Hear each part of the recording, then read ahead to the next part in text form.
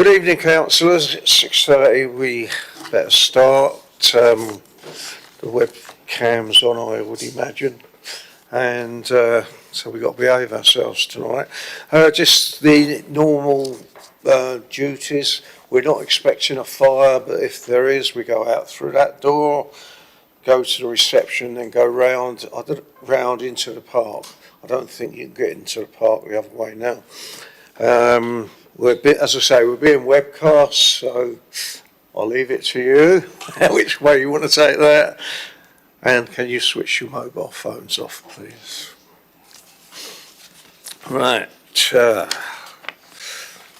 Where are we? Apologies. I have two apologies, which is Joe Perry and Councillor Ketcher. Have we? I haven't counted up. Have we got any more apologies tonight?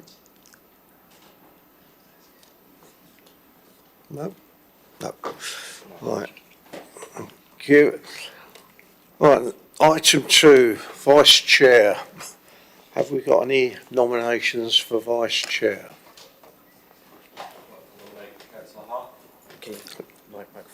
Councillor Hart.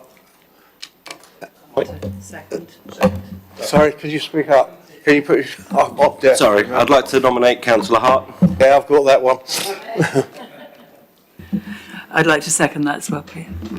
You seconded it, did you say? Yeah. Well, there's no more nominations. Councillor Hart, I think you've got it. Yeah. You can either sit up here or stay down there. It's entirely up to you. I'll stay there. Yeah, stay there. Yeah, okay. Right,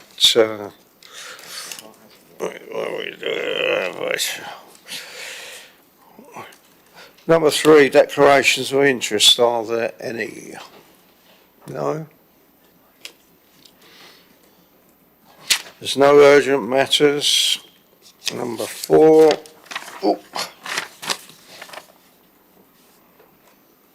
And number 5, minutes of the last meeting held on the 3rd of February 2025. Are we in agreement with them?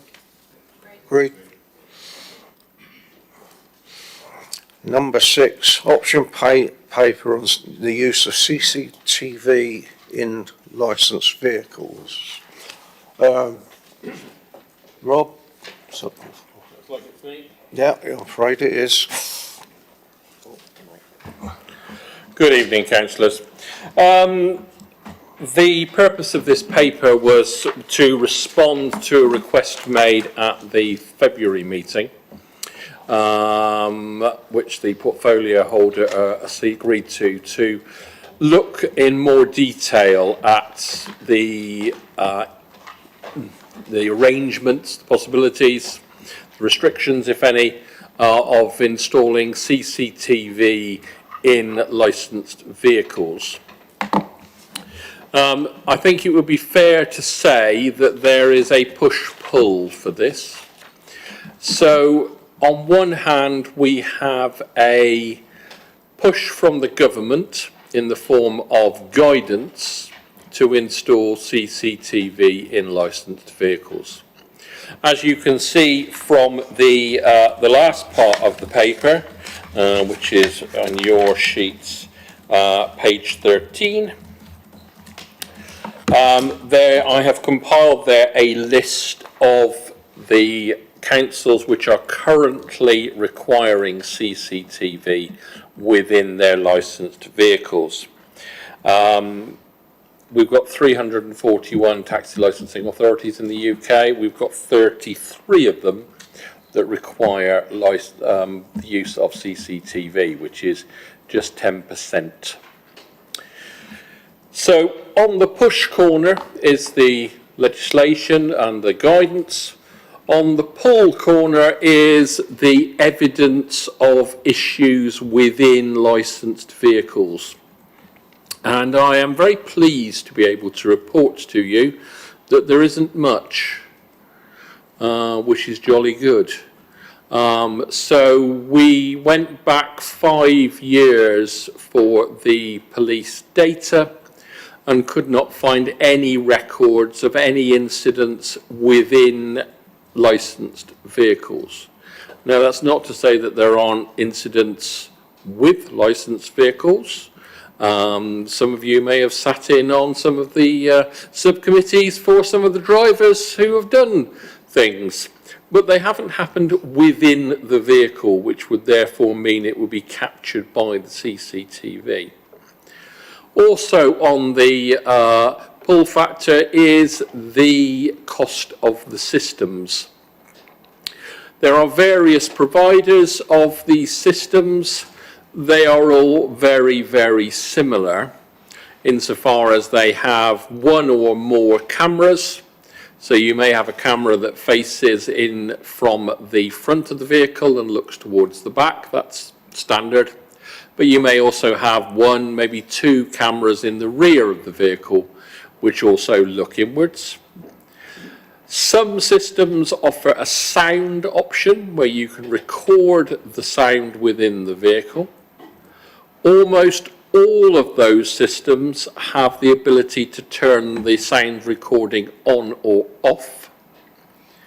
And a lot of them have what's called euphemistically a panic button that is in the back of the cab, so that the passenger can activate it if they so wish.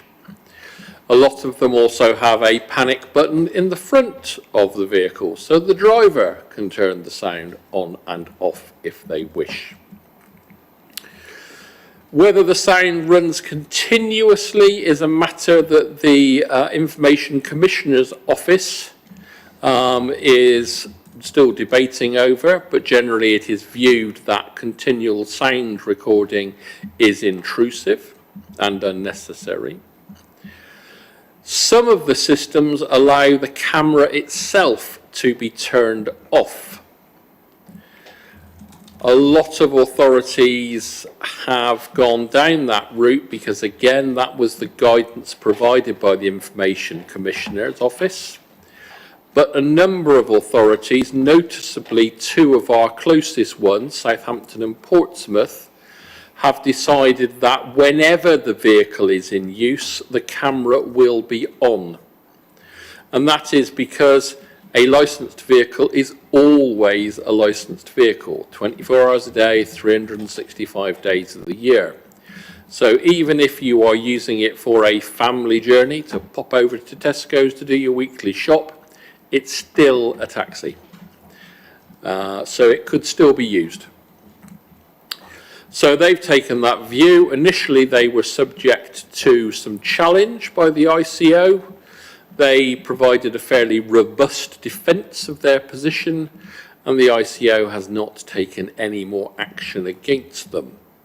That's not to say the ICO has changed its guidance, it's just not doing anything about enforcing it. The process for installing the cameras is not a straightforward one because of those two conflicts. One, the push to get it done under the guidance, but two, the test of is it necessary in your area. And certainly my investigations thus far, as outlined in the report, do not indicate that there is a public safety requirement for the installation of CCTV cameras. We're just simply not seeing drivers abusing passengers in any way, shape or form. What, of course, we do not get reported is any incidents where the passenger is abusive towards the driver. And there is no doubt that that is chronically underreported. Certainly it's not something we see on a, well, even a monthly basis for that matter. We do know that when it occurs, drivers, especially private hire drivers, will approach their employer and seek to get that particular passenger barred from future pickups. So in that extent, the industry is somewhat self-regulating.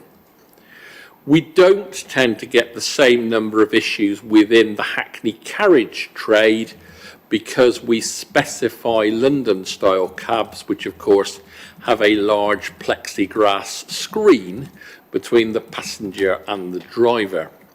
So even if the passenger is somewhat abusive, they can bang on the screen all they like, and they're not going to get to the driver. Obviously, in a normal private hire vehicle, there is no such screen. I do not have a recommendation for you here because the decision ultimately is yours as to whether you wish us as a licensing team to undertake further consultations on the adoption of CCTV. If you decide that is what you wish to do, then we would consult with the trade. That would be both Hackney carriage and private hire drivers, private hire operators, and we would do some more work with the police to see if there is any data that we did not uncover in our initial investigations, though I think that is unlikely. That would be the next stage. We would also probably consult with the PCP, Donna Jones, Police and Crime Commissioner, sorry, don't use the jargon, because as it states in the report, we know that Donna has been keen to see the adoption of CCTV in licensed vehicles, albeit that was on the south coast. And we know that in that large market down there, there have been a number of sexual assaults by drivers in licensed vehicles. And that has certainly been the key driver for the adoption of CCTV, particularly in Southampton. As I say, we are blessed with having no such incidents. Now, that's partly a function of the size of our trade. We are much smaller than the South Coast areas are. And also we have, as I have explained to all of you in your training, a very thorough vetting process for drivers where we actually physically meet all the drivers. And as such, we are reasonably good at weeding out some of the less suitable ones. Not that that doesn't occur occasionally, but it's not such a big issue for us. So your decision today is either you are happy with the report that you have in front of you and you feel that perhaps CCTV can be left for another day when perhaps there's different government guidance, different technology, etc., or whether you wish to request that the licensing team undertakes the consultation work and brings the results of that back to you.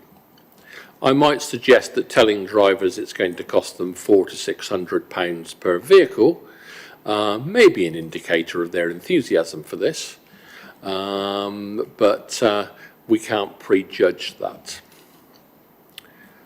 I put the floor back to you. Thank you, Rob. Right, I'll open that up for debate. Councillor Bounds, yeah, can you wave your thing, please? Brilliant, thank you, Chair. A couple of questions, if I may. Firstly, just a point of clarity. It was in the draft policy which came to the committee in September rather than February that we raised CCTV. And I think there's something, isn't it, in there that says, actually, I'm really focused on the way it protects drivers as well as passengers. There's something, that, I suppose, a question that I have about the paper, really, in some respects, because I went through that list, thank you for providing it, Rob, and just thinking about actually some of that data, because there is something about the evidence of those people as to why they've used it and what their results have been. I'm just very conscious that people like Southampton implemented it all the way back in 2013. And I'm acutely aware, and it's in the words that you were using, Rob, which is inside the cab, when in that training you showed us quite a powerful video of some stuff that happened outside a cab, and if there were any CCTV, we would not know, as the licensing authority, what happened with everything around that cab. So there is something for me about, we may have evidence about what happens inside a cab, but there's something about, we don't have very much evidence, and I don't know whether there's an easy way of getting it as far as what has happened outside the cab. There's also something about all the stuff that's not reported. Maybe consultation is the only way to find out from drivers how much abuse they do get and how strongly they feel about that and how much protection they may feel they need, because £400 may be a really strong investment to make them feel safe at work, in my view. Clearly, Donna has made her views very clear. Back in 2023, I think she stated that she would like to support. I think it's also worth saying, when I did the research as far as who had adopted, that there did seem to be, the word I could best describe it was creep towards. Lots and lots of authorities are now creeping to it because most of the people on this list adopted it in 2023 or 2024. So there's outliers like Southampton that had it from 2013, but there are others, which I think is the majority, that have adopted it more recently. I suspect because technology's come a very long way, and perhaps it's more like the 400 rather than the 1,000 nowadays, because actually technology and actually even the technology that's in newer cars potentially. So there's something for me about whether there's a way of, if Southampton fought so hard with the Information Commissioner, clearly they saw the benefits of it. No matter what their incidents were, I wonder what we could learn from them as well. So those are my points so far, Chair. Thank you. Bob, do you want to come back? Yeah, thank you, Councillor. Yes, I think the other thing to note is that a number of these authorities listed on page 13 are unitary ones, and therefore they have responsibility for school travel, and therefore and transportation of vulnerable adults. So there is, from their perspective, there is another layer, if you like, of safeguarding that we don't necessarily have here. Not to say that our vehicles don't get used for school travel, but the fact that we're not unitary means that means that that emphasis isn't there. I think there is an issue about the technology coming along. I certainly researched all the various brands. I can't remember which one I showed you a picture of in the end, but one of them that I pulled off. They are all very, very similar in the way they work, very similar in pricing. Some authorities stipulate a particular system. Some authorities say we don't care what system you put in as long as it fulfills these requirements. I think there's an even approach to that. The key thing here is that it is very much a complaint-led system. So nobody looks at these recordings unless a complaint is made. And in which case the licensing officer rocks up with their encrypted laptop, shoves a cable into the box in the back, and downloads the data for the specified period. So it's not sort of, Big Brother is watching you and that there's some licensing officer watching thousands of hours of dull taxi recordings. Yeah, it's very much focused on when there is an issue. So that sort of covers some of the ICO points. I'm not sure whether Southampton fought it for the ICO. They took a principled stance. I think they felt that the recording should be continuous. And put up a robust defence for it. I must admit, if we were to go down that route, I would wish us to go down the Southampton route where the recording was continuous, just because there's nowhere to hide then.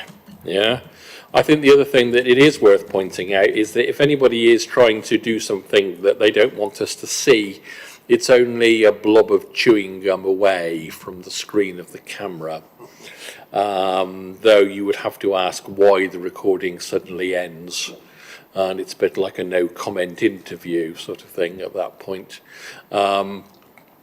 but nothing is infallible, nothing can't be worked around, yeah. Sorry. But so seeing yourself coming back in it. Sorry. But the systems are pretty reliable and very secure. Councillor Ganesh? Thank you. Thank you, Rob and Emma, for the paper, for bringing this back again. My question is around you mentioned about 10% of the 341 authorities, but that includes very high usage authorities like TfL and some of the coastal authorities like Brighton, Southampton, Portsmouth, and etc. So in terms of the numbers of vehicles, includes in that 10% number of authorities should be really high, because the amount of taxis licensed by authorities included in this 10%, it could be like almost like 40 or 50% of the vehicles are CCTV operated, according to from what I could gather, because of the authorities listed in here. So it might be worth looking into that. In terms of the numbers, we have almost half of the vehicles in the country are CCTV operated. That's one of the points I thought would be worth making. And the second one is around, you mentioned about some of these authorities are unitaries and they transport some of the vulnerable adults or children, but some of our drivers are commissioned by our Hampshire County Council to do exactly just that. So it might be worth having that thought taken into consideration, and probably the best way to find out is having a consultation. It's because, like Councillor Bound mentioned, Councillor Minister Bound mentioned, because the amount of abuse received by some of the drivers, we wouldn't know unless it comes from them saying, is it worth having a CCTV or not worth having a CCTV, rather than us trying to make a decision on that. Thank you. Yeah, I think what I would say is that you make a very good point about the bigger authorities. I would counter that with the fact of the way that those licensing authorities work. So, for example, TfL, who, you're right, license thousands and thousands and thousands of people, never actually meet any of their drivers at any point. Their entire process is outsourced from beginning to end at different points. And I do think that makes a difference. We, on the other hand, are small enough that we physically do interview all of our drivers and do speak to all of our drivers. And I'm sure that is one of the matters that does allow us to have a bit higher level of confidence within them. What it doesn't address, obviously, as Simon has pointed out, is the impact on drivers from passengers. And as I said in my original introduction, I am sure that is massively, massively underreported, because whenever I speak to drivers, that's an issue that constantly rears its head, especially if there's racism involved. Councillor Jenkins? Thank you, Chair, and thank you for the report, Rob. I just want, with what you've been saying and reading the report, do you think that we would be able to offer financial assistance to the smaller cabs, the Hackney cabs, and those that aren't supported by the larger licence holders, the Alphas and the Deltas and whatnot? And then just on the second part of that question, do you think that there might be a big bang moment where the government changes the law and we suddenly all need to have CCTV in taxis and licensed vehicles? And if that were to happen, do you think it would be better to get ahead of the curve, especially with the changes to local government coming with the unitaries, etc.? Thank you. I'm not so sure that being ahead of the curve makes any difference, really. In fact, if suddenly there was a demand for every vehicle across the land to have it, I'm sure the price of the systems would probably drop, as they'd be mass-produced in some far-flung corner. Insofar as the sorry, I've totally lost my train of thought now.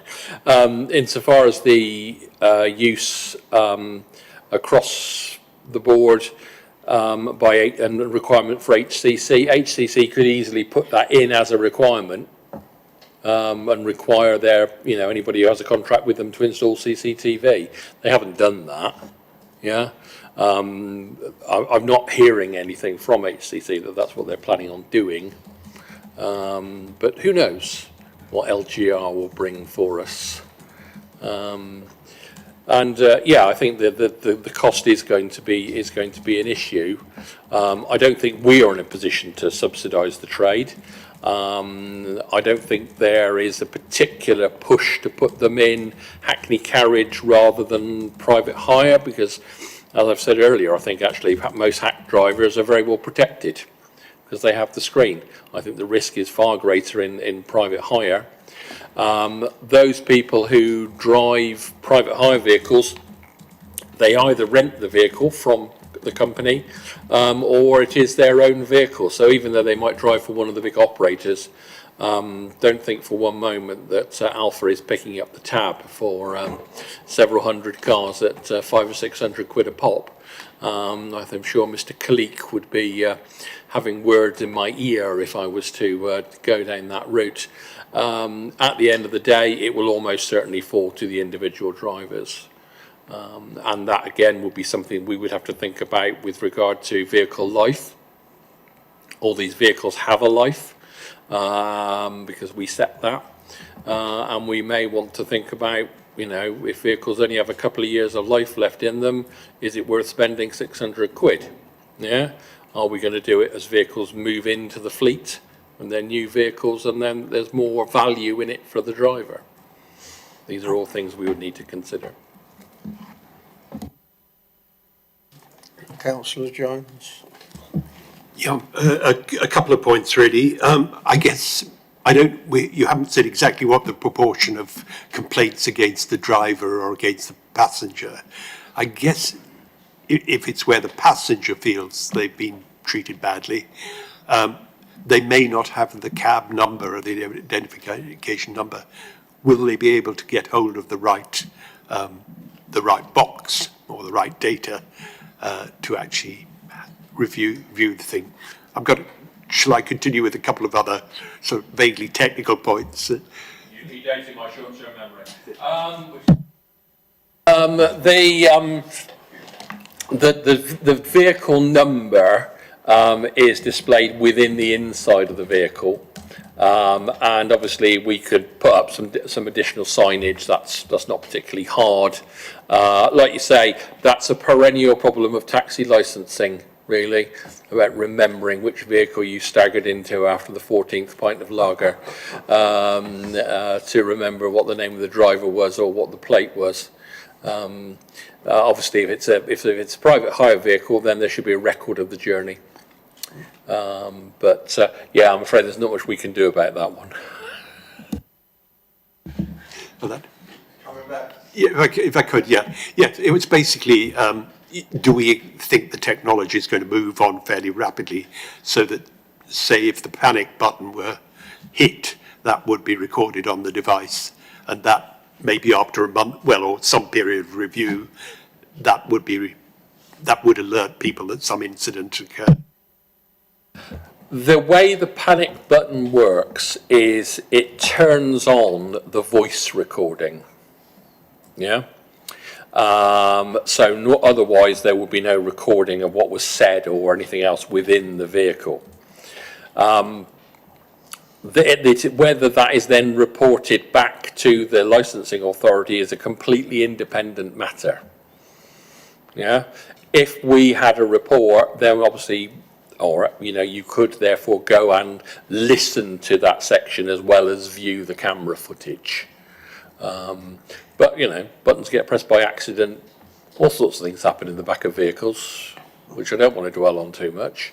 But, that's a reality. So you wouldn't necessarily have a big bright red light going off in the licensing office when somebody pressed the panic button.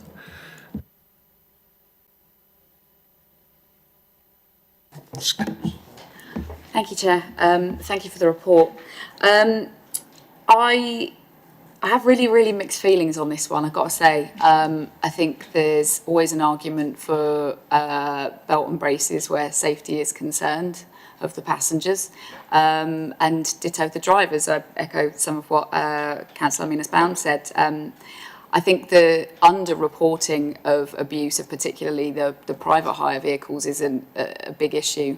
I imagine a lot of it is racist abuse, and I think that the under-reporting is very probably because there is absolutely no current way of capturing that. That all of them will know that there is absolutely no point in doing anything other than trying to get a particular customer barred from their books or however it is that works. So from that point of view, I think it's worth exploring. However, I'm not very keen on the idea of the constant recording in the vehicles. Again, from a driver's point of view, I think I've got a family full of cabbies as it goes, and many of them, because of how expensive those vehicles are, only run the one vehicle, so they'll also be doing their shopping and taking their kids to school in it whilst they're not working. It's simply the numbers don't add up to have your own private family vehicle as well as a cab. And to know that that is always on the go, irrespective of the fact that that data won't be accessed, we hope, is still kind of, trying to think of a more professional word than icky, but it's not great. So I guess I really do have mixed feelings on it, and I think that the cost versus safety thing is something only the drivers can tell us. And from that point of view, I would be interested in hearing more from them. I know that does put the onus of the extra work on you. And I was going to ask as well, I was going to ask a similar question to Councillor Jenkin in terms of getting ahead of the curve. Fully sort of accept what you've said about in terms of the workload of this, getting ahead of the curve won't matter that much. But if we do come to a point where the government or whoever decides, yes, this is going to happen, this is going to be statutory mandatory, having done the work and therefore giving us a bit of extra time to ease the drivers into it gives us a bit of a lead time to warn them about an incoming cost that will then be mandatory at some point in their future. And even a few months might make a difference to some to be able to fulfill that need to keep the income coming in. Was there anything else? Possibly. I'll tell you what, I'll leave it there and I'll come back if there's anything else I find. I think the mandatory thing from my perspective as a regulatory officer is great. If it's mandatory, you've got to have it. And you can whinge about it all you like, sunshine, but it's going to happen. Yeah. It's not very nice from the driver's perspective, but it's very clear cut from the regulator's perspective. Yeah, I think it is that there's no right or wrong answer here. I don't think it's a question of getting ahead of the curve. I think if we decide there is a need for it, yeah, and remember the need element is a test of putting these in, we shouldn't just be putting them in on a sort of philosophical level, yeah. The ICO, as I say, has it both ways. One is it's very draconian about what we can record, and then it's all about do you need to be doing it as well? And if you can't justify why you're doing it, then you shouldn't really be doing it. On the other hand, the government says you should be doing it.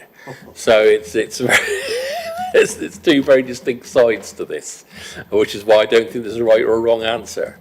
And it may well be that it is an issue of timing.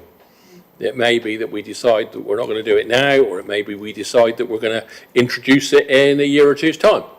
And like you say, give the trade notice that by end of 2027, we will expect it to be in all vehicles.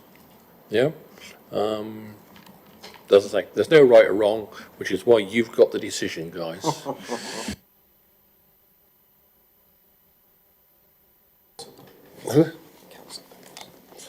Councillor Bowes.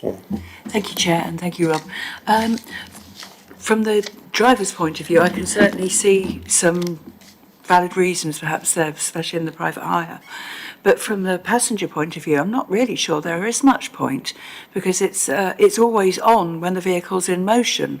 Any such attack is more likely to happen when the engine's stopped, surely. Is it actually just providing a false sense of security to passengers when providing very little in the way of security at all? Thank you. It's not just when the vehicle's in motion, it's when the ignition is on. I'm not sure whether I didn't see anything that says that it records a bit after, if that makes sense. You know, I mean, traditionally, as an environmental health officer, you know, if you've got noise recording equipment, it's recording all the time. And then so when you press the button, it also records the previous 30 seconds sort of thing, where somebody's going, yeah, turn the music up. You know, that sort of stuff. Yeah, there may be the case for that, and that may be a configurable option within it.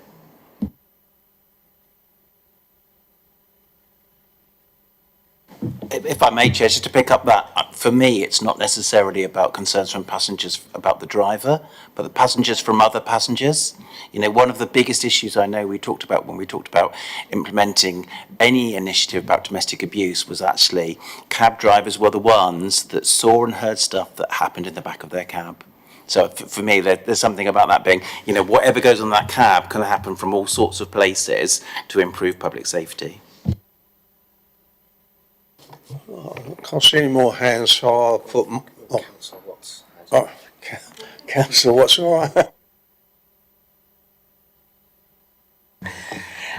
Mine was just a quick thing. I sort of agree with most of the things that have been said, and I think it'd be quite good to actually have the driver's point of view on this and what they think.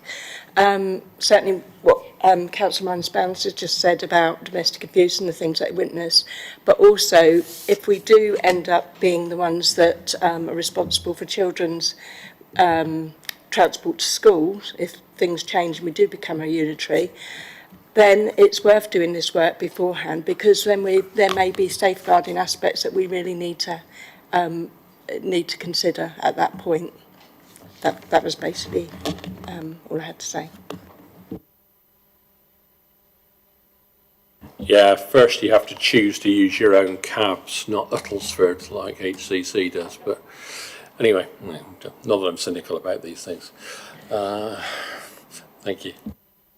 Oh, I will have my say next. Thank you. Now, I think we need more information in as much as what do the drivers think, and I don't know how you would monitor passengers, how would they think? You know, as I said, some people get up to a lot of different things in cabs, and if they're being recorded, they might behave, I suppose. But I think as well we should be looking at getting grants for these cabbies, so they don't end up paying it out, because I think at the moment, the way things are going, I think especially the taxi drivers, I think the cost is becoming really a bit high. Will eventually be passed on to the passengers. So I think we should be, if we're going to go and have another look, we should be seeing if Donna, our crime commissioner, will actually pay for some of this. She has done in the past. I know we are North Hampshire, but I'm sure Councillor Bowles will put his 2 pence in on that one. Thank you. Councillor Bowles. All I was, Chair, was, as we seem to be drawing to the end of the debate, is to make a proposal, if I may, because I just wonder whether I would seek support from the rest of the committee to go to consultation. I've heard lots of people agreeing that it's really important that we ask drivers and to see how we ask passengers as well. I think we should try and ask them 2 sets of questions, because there's always a danger, isn't it, that consultation is skewed by the question that you ask. And I think perhaps we should ask them 2 questions in that consultation as part of a bank of questions, which is, as Rob articulated, is this suddenly from a certain date, or do we initiate it through new vehicles as they come on board, so it's part of that additional cost, because I think sometimes that might be a way of making it a little bit easier and a little bit more palatable. And as you quite rightly say, to see if there is a way of getting some support if we were to agree that going forwards and phasing it in. So I put that out there as a proposal and seek support from my colleagues.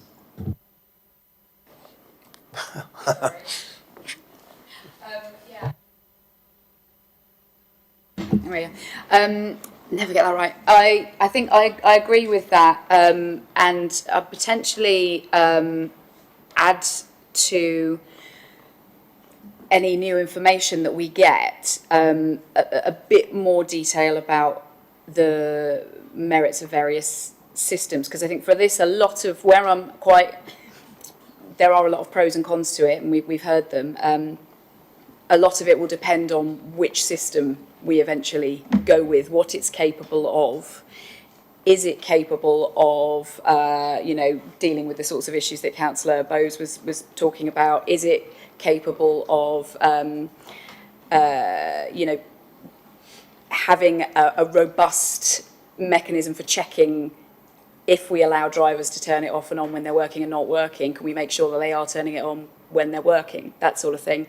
And whether there is scope for, I understand that this is only for inside the vehicle that we're talking about, but obviously your driver is almost always inside the vehicle, to extend its recording scope, certainly from an audio perspective, to make sure that there aren't incidences of people being turned away for the wrong reasons as well. Because I imagine that where there are altercations, and some of them will be valid ones, no, you can't come in here, you're clearly going to spill your last 15 pints of lager all over the inside of my cab, and sometimes there might be not so valid ones, which is something that some disabled contacts of mine have reported occasionally, unfortunately not with enough data to be able to proceed with anything useful, but it was said. So I think, to round up that little circle around the houses, I agree with the proposal that Councillor Minus-Bound put forward, and I think the pros and cons of various systems, quite specifically, are going to be of interest here for me, I think. Just to shoot down most of your last statement. Okie dokie, go ahead. The systems are very configurable. So effectively, it would be us choosing a system that met what we want to do. So, for example, in Rochdale, where I'm sure you remember, there was some horrific stuff going on that involved a lot of taxi drivers up there. They were early adopters, as Simon's pointed out, and they have a system whereby the camera can be turned off, but only after 20 minutes and the switch is in the boot. So you've actually got to get out of the car, the vehicles will be running for 20 minutes, and then you can switch the camera off. So if you're taking your family to the seaside or whatever else, you can undertake the journey, but it's not a straightforward thing to do. It's not like getting in the car and flicking the switch sort of thing. So there are various options, but I think we would be driving that rather than the systems driving that. And yes, you can have lots of cameras. Yeah. Some of the I think camera you're actually systems. agreeing with me rather than shooting me down. I think that perhaps I wasn't clear. Apologies. It's more that my feeling on this will depend very much on the capability of what we want to do, what specifically we would decide we wanted to do and not do.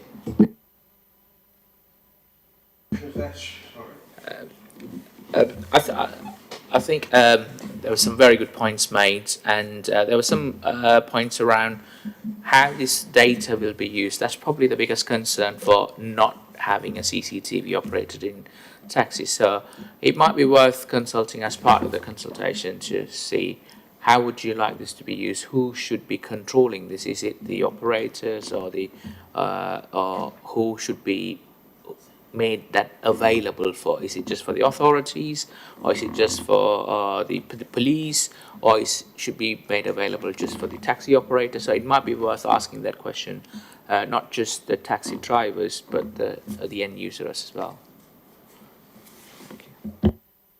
Again, I will come back to my comment that this is already a fairly done and dusted matter.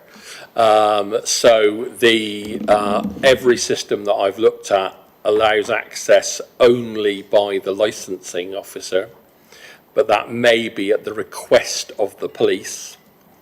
There is certainly no access in any way, shape or form by the driver or the operator.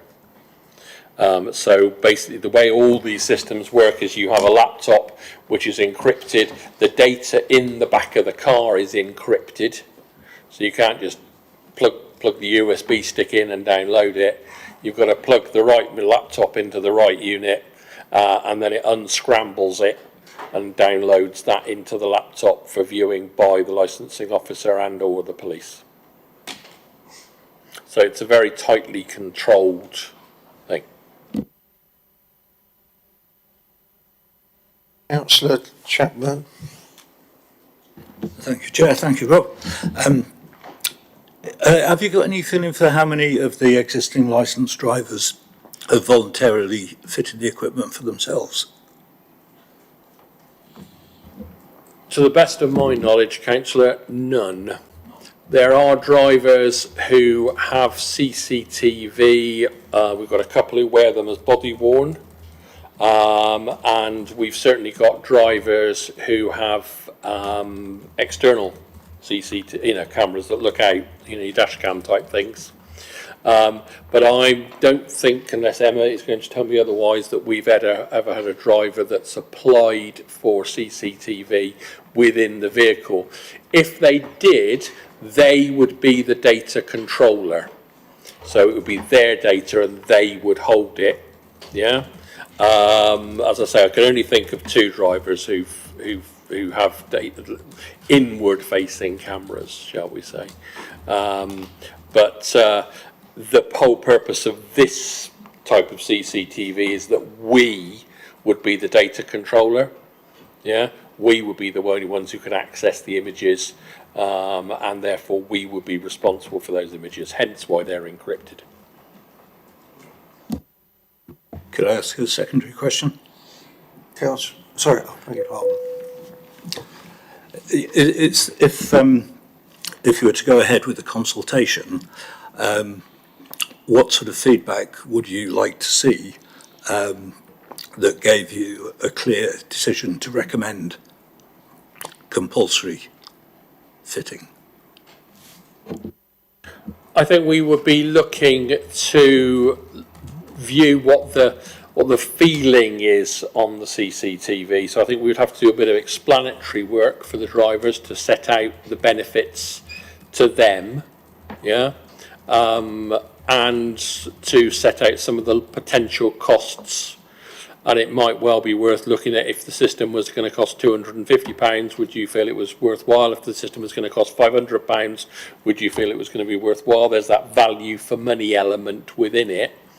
And just basically to do a small information piece for the drivers and then ask them to say whether they would be in favour or against. As I say, I think, drivers tend to be fairly money orientated because margins are pretty thin. So, they will be motivated by that. There'll be a pushback. But I think you would need to do an education piece to get a valid answer in the consultation. Jones, and then I'm going to round up, see if we can get something. Yes, it was just a quick observation that on London buses, I mentioned many other London buses, the passengers are recorded, and it has resulted in prosecutions for bad behaviour. So, as far as I know, there's been no great resistance to filming of passengers on buses. So it's not in the same environment as we're talking about here, but it is one we could consider. Yeah, I suppose my only comeback there is a bus is a very public space, whereas the back of a car feels a very private space. I wonder, we've got one proposal from the floor from Councillor Bounds. Can you actually put it to the floor, what you propose?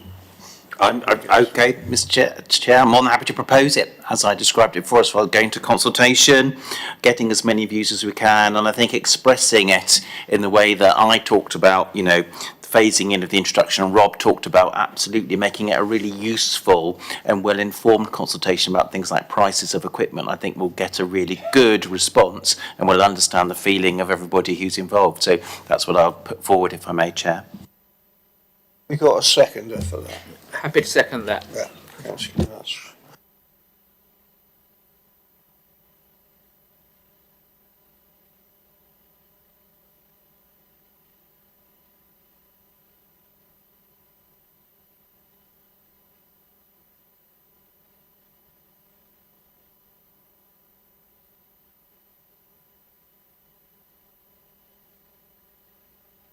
That's agreed. Just in case you.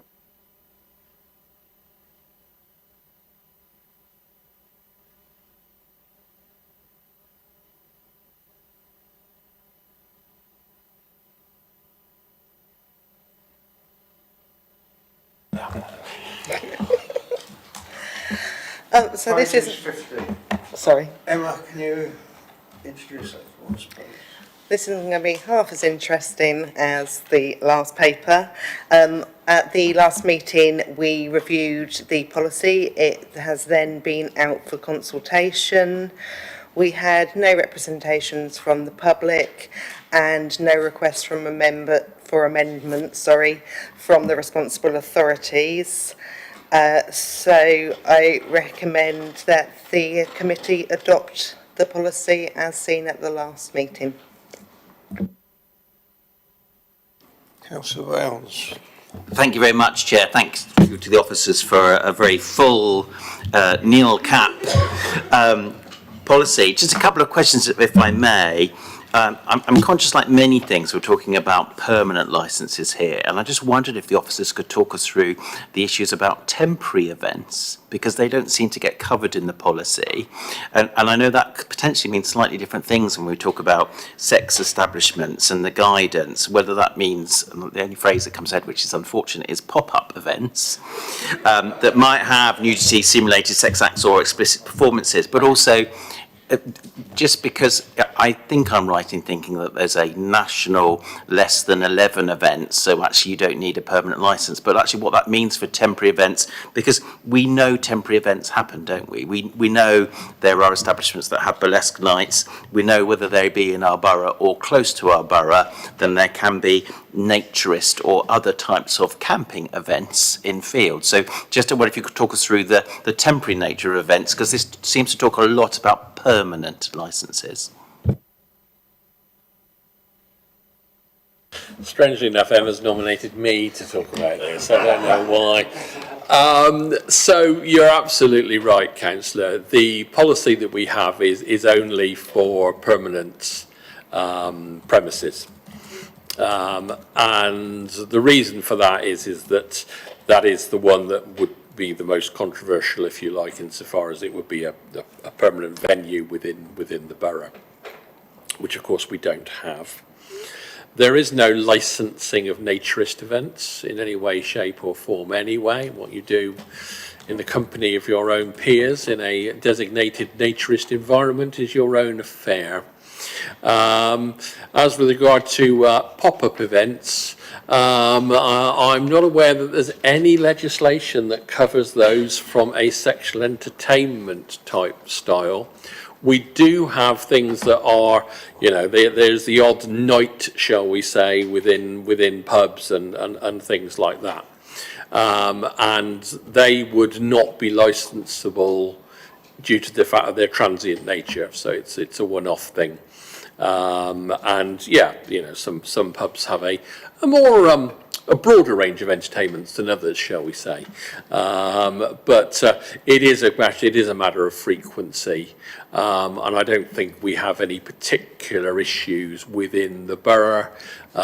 People who are seeking these entertainments have to make the epic trek to Reading to do so. Really, most of them would prefer to do so out of borough. So I don't think that there is a particular challenge in that area. I don't think I've ever received a complaint about this or even an inquiry about this, to the best of my knowledge, that we've felt that we had to think much about, he said delicately. I mean, we do license temporary events all the time, but those are under the Licensing Act 2003 rather than the sexual entertainment venues one. Thank you, Rob. Do we get many inquiries from licensed establishments like pubs or other venues who might be having a temporary or regular, if not very frequent, night, just to check to see whether they need any sort of and I want to keep using this word temporary because, of course, I'm sure on some of these nights we have some of these activities.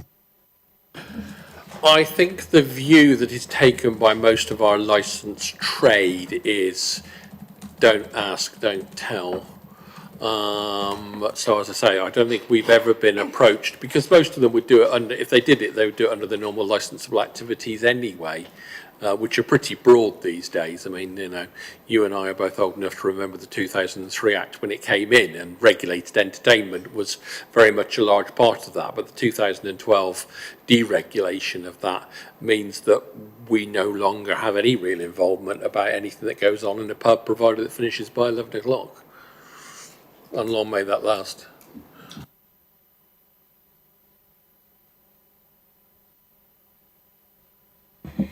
Yeah, just one point on this. I don't have a big problem with it, but the interpretation of some of these things in the case of sex establishments, that it suggests they should be off the main route, which in the architecture of Basingstoke may not be so simple, or in the case of cinemas, that they should have separate accesses.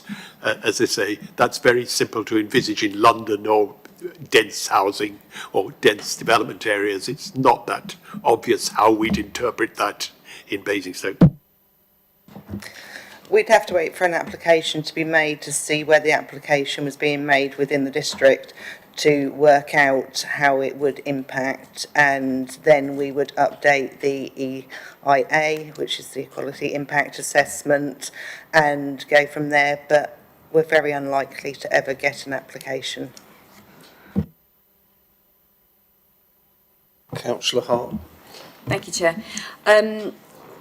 I had a question about the EIA. You were kind enough to respond to my query on email about this, specifically the listing of the negative impact on a sex basis being minor, and I completely understood and appreciate your answer on that being an application-specific thing, but my brain did what it does and kept working, and then as I was sort of, you know, on my way here, it occurred to me, and I wondered, does the listing in this specific document, which obviously makes up part of this policy, albeit not keyed to a specific application, with it being listed as minor, does that mean that for future applications there is a feel that minor is the default and major has to be demonstrated, as opposed to the other way round, if you see what I mean? So from that perspective, does it impact on, you know, does it matter what category it sits in this document? So the EIA isn't just for this policy. This is the creation that it is at the minute. The EIA is where we start from to build the policies from, but they're consistent working documents. So the EIA would change if there was a change to the legislation, if there was an application. We cannot say that there is serious harm when we don't have any establishments, because we cannot demonstrate that there is harm, because there is none, because we don't have any. But as soon as an application was made, you can say, oh, actually, they want it in Eastlands, there's a school down the road, and then the whole working document evolves. EIAs, as you mentioned before, there's a working group of us that go through them for the entire council. They're also looked from a safeguarding perspective to make sure that we've got as many different heads on looking at these. They're not just done in departments, and it is a constant working process, and we constantly review them at the EIA board.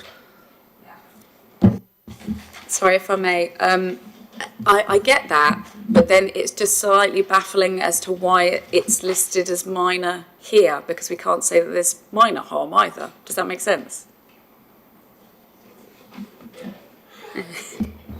I always get the easy ones, don't know why. So the default the virtually all of these legislation on these is default to positive, i.e. that you would grant it. Yeah. So therefore your level is as at a grantable level. So it's minor until you can prove that it's not minor. Yeah.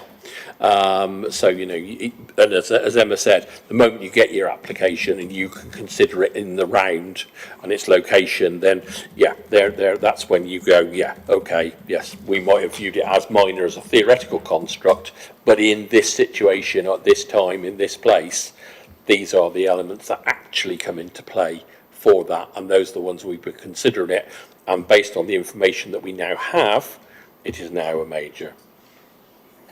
That makes sense as to why it's listed there. Right, I will propose what's on the paper, which is for approval and adoption of the sex establishment policy at Appendix A. Are we in favour? Please show. Yep. Agreed. And the delegation of authority to the regulatory service manager in consultation with the chair of licensing committee to make any necessarily minor authorisations, typo corrections to the policy before it's published. Are we in agreement? Yep. Thank you very much, Nick.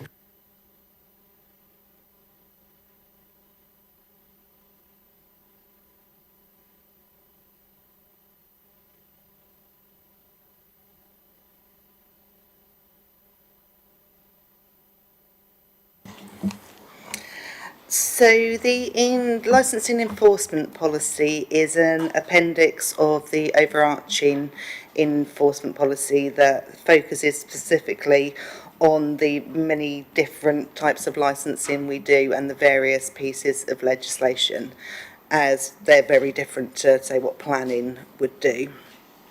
The overarching policy starts with the regulatory code, So we look at everything to be proportional, considerate, transparent and targeted.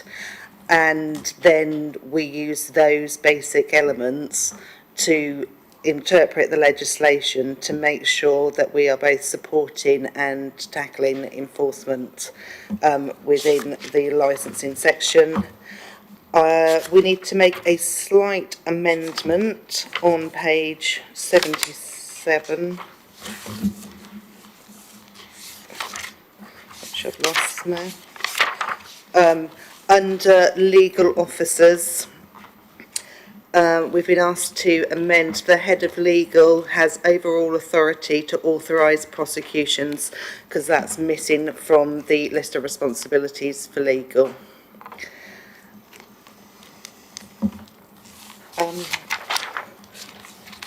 It also indicates timeframes, which is something that is new to this version. There is not much change from the previous version. This document does not need to go out to public consultation.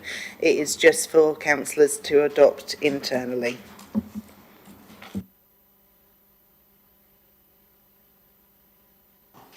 Have we got any questions at all on this one? Yeah, Councillor Jones. Just a minor formatting, helping my understanding on the previous page, in fact 75.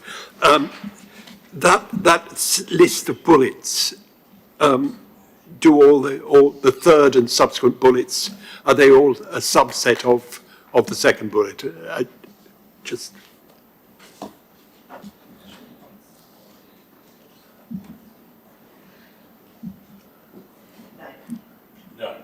No, okay. Which are? So the first section is for less serious infringements.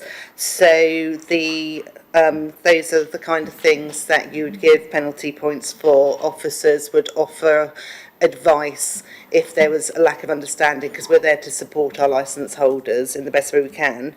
For serious issues, which is the second lot of bullet points, that is when we do a revocation, when there's a risk to public safety, and immediately take that risk away, and then that's when they would come to you at a subcommittee if they appeal, or suspend them, and they also might come to you at a subcommittee. The more serious of the ones are the ones that you're more likely to see than the officers deal with directly. Yeah.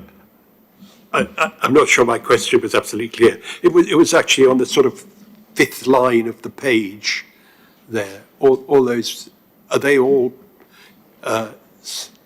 under the second bullet there? The seriousness and the alleged offence, including, and then it's got 1, 2, 3, 4, 5 more bullets. So those were all part of the including statement. I fear you have the better of us, Councillor Jones. It wasn't the most important thing in the report. It was just a little clarification.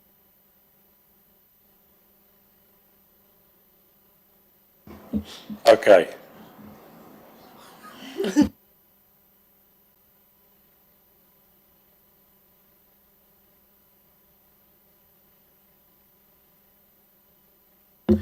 If I may point out, Chair, page 75, right in the middle of the page, we've got these 4 more serious offences. The following options will be considered. That's not what you think.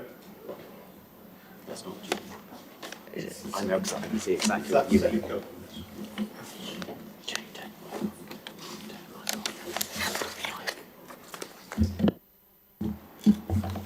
Just to repeat, it is actually the third bullet down. It feels like the rest should be indented. If I was typing the document, because it says including after the end of the second bullet, it feels like all the other bullets should be indented so they look like subsets of the second bullet. That's what you mean, Julian, isn't it? That's exactly what I meant. It was.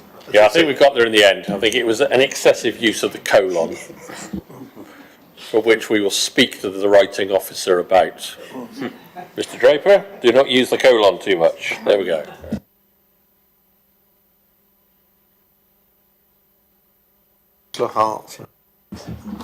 Thank you, Chair.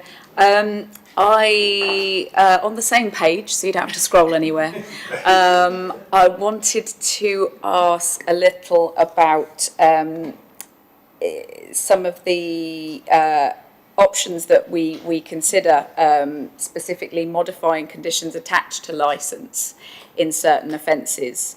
Obviously, what those offences might be, or how evidentially based the case would have to be to consider a modification of a licence, I know not. You will be able to tell me, I'm sure. But I wonder if that modification includes scope to, for example, to return to an old hobby horse, include retroactive duties from new licensing policy. Include retroactively onto a licence, but newly to them, something that is in our policy since they got their licence, to be clear. I'm glad that was the clear version.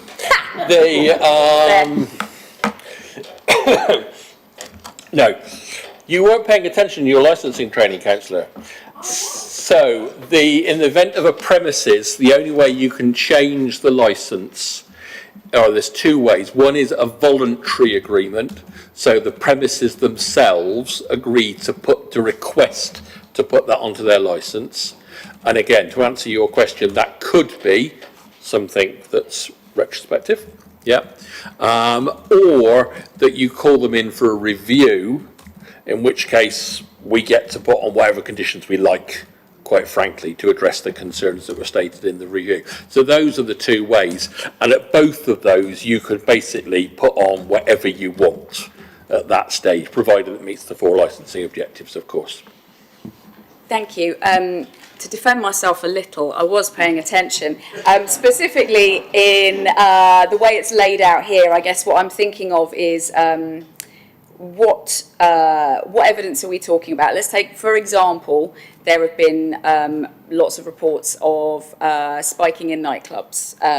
Not all of those have been police reports. A lot of them have been hearsay. A lot of them have been on social media or whatever. I think it's one of those things that there seems to be a lot of it about, but it's a very, very difficult thing to prove. So it's hard to say how many, reports there are, but there do seem to be quite a lot. So I'm assuming you're going to tell me, no, that's not enough to pull people in here and slap you need to start looking at harassment in your venues thing on their licence. I wonder, what is the bar? Yeah, I think that would almost certainly come under a review. So it would be an evidentially based decision. Yeah. Now, whether that comes in through police reports, whether that comes in through anecdotal information, the information that we have would be presented to the licensing subcommittee, and the licensing subcommittee would take a view on the strength of that evidence, I think. So like you say, if there's a lot of reports that might be anecdotal, then that will carry less weight than police evidence, yeah, where somebody's had their blood test done and, you know, there was clear evidence that something happened in that premises because that was the only premises they'd drank that night, and, you know, there was a drug found in their bloodstream or in their urine. But it could well be a combination of those things. But ultimately, the decision in that circumstance is made by the licensing subcommittee, yeah, as part of the review process. If I may then, finally, I wonder, is it worth considering some form of reporting system offering to the public? I think in this specific example, in this hypothetical, one of the problems is, much as with private cab drivers being potentially abused by passengers, we don't tend to hear about it. It's underreported because it's a difficult thing to be able to show, so they don't bother. One of the reasons we hear so much anecdotally and not, you know, we're not being bombarded with lots of tasty, handy evidence is that this is an incredibly difficult thing to demonstrate, certainly to the police's high bar of evidence. But that doesn't mean that it's not something that we should be not concerned with collating. I wonder if it's worth us offering and publicising, maybe doing an awareness campaign around, if you feel this is something you've experienced, let us know so we can be taking better data on it and using that data alongside anything we get from the police and that is more evidentially based as well to deal with any cases that appear to be amassing. This is something that we started last year as the Pink Tabard campaign that we'd had some money for, and provided some of the main venues within the town centre with spike testing kits. So there are a number of venues, and the other smaller venues know where to go, and a number of those have been used, but not one has come back positive for someone who has reported spiking within the venue. But then obviously we also get the reports through from the police on a daily basis if there is anything going on within town. Can I also add in there, sorry Tony, to think that we would expect wherever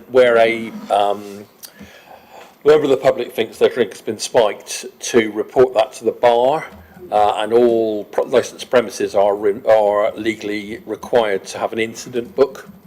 So anything where there's an incident within the bar, and we would certainly count alleged spiking of drinks as an incident, that should be recorded, and that book is disclosable to the licensing officer when they do their inspection.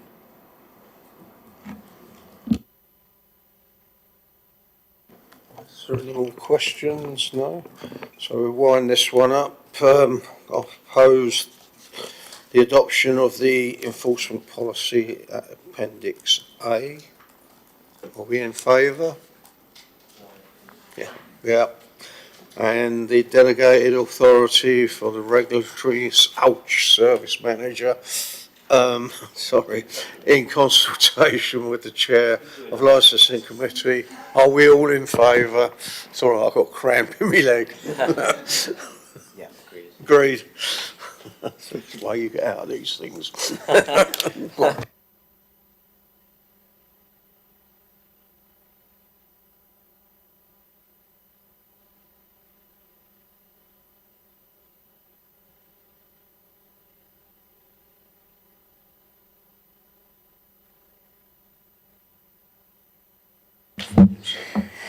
So we have the thrilling excitement of November's fees and charges coming, the yearly joy that is. We now are going to be having something potentially coming back in November, depending on timescales on CCTV. If not, that will be February, depending on how quickly we can get all of the consultation bits and pieces together.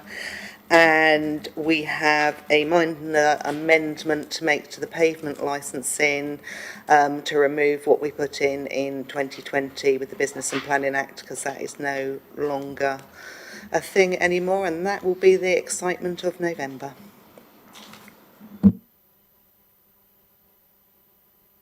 Is there anything anybody else wishes to bring forward at this moment in time?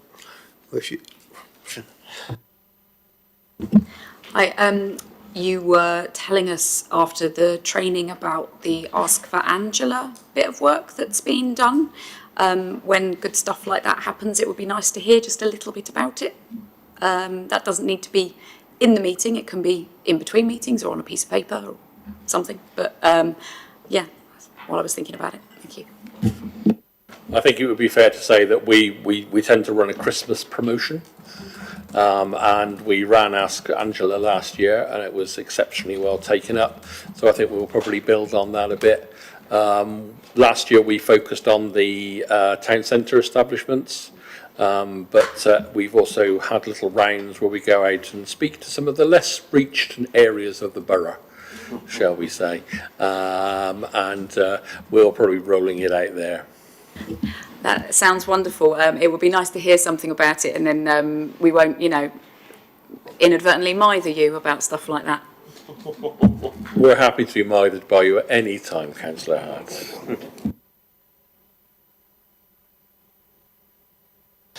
have we noted the works programme? Agreed. Yep. Right. There's no exclusions of press and public. Nothing confidential. So thank you very much for the way you've acted tonight. It's been good questions, and I'd like to thank the officers for their answers. Let's put it that way.